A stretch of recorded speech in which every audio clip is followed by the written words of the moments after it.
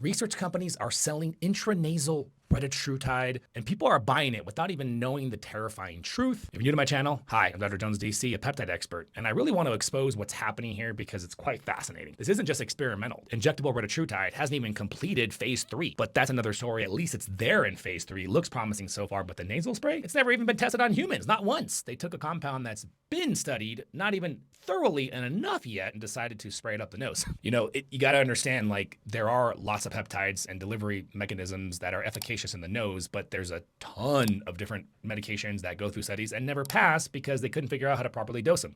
Different absorption, different dosing, different risks. They have no idea what happens when you put Retatrutide in the nasal passages.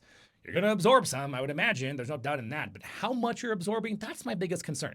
I don't want you to end up freaking in the ER because you're dehydrated, because you can't stop vomiting, or you can't stop throwing up, or you're on the toilet all day because you can't stop letting brown liquid out your butt. That's not cool. But, hey, you do you. And if you guys have any questions, you want to do this right, click the link in the bio. We'll see you later.